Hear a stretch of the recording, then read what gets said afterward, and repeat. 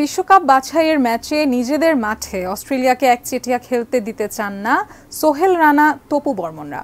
সকারুদের বিপক্ষে সেরাটা দিয়ে লড়তে চায় এবার বাংলাদেশ।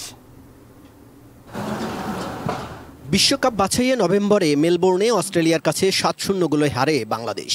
ফিফা র্যাঙ্কিংয়ে 24তম স্থানে থাকা অস্ট্রেলিয়া এশিয়ার অন্যতম পরাশক্তি, যেখানে বাংলাদেশের র্যাঙ্কিং 184। র্যাঙ্কিংয়ে পার্থক্য যোজন যোজন। স্বাভাবিকভাবেই নিজেদের প্রথম দেখায় পাত্তাই পায়নি জামাল ভুঁইয়ার দল।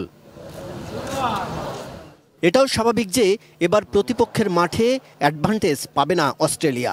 এর আগে 2015 সালে বঙ্গবন্ধু জাতীয় স্টেডিয়ামে শুধু খেলার অভিজ্ঞতা আছে সকারুদের। এবার ভিন্ন মাঠ, তাই অস্ট্রেলিয়ার সামনে সহজেই মাথা নত করতে চান না সোহেল রানারা। অস্ট্রেলিয়ার টিম অবশ্যই আমাদের থেকে ভালো, এটা আমরা বিশ্বাস করি। বাট ভালো টিম, বাট আমরা চাবো আমাদের যে বেস্টটা আছে তাদের সাথে যেন আমাদের বেস্টটা দিতে পারি, যেটা আমরা অস্ট্রেলিয়ার মাঠে আমরা দিতে পারিনি।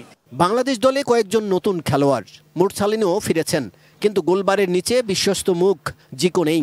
এ নিয়ে মন খুলে কথা বলতে চাননি তপু বর্মন। তবে বর্তমান দল নিয়েই বিশ্বকাপ বাছাইয়ে অস্ট্রেলিয়া এবং পরে লেবাননের সঙ্গে লড়তে চান তপুরা।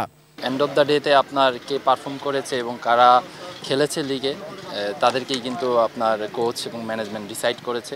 আমরা সবসময় কথা বলি, কিন্তু আমরা মাঠে সেটা প্রমাণ করতে চাই। আমরা একটা ভালো ফাইট ম্যাচ দিতে চাই।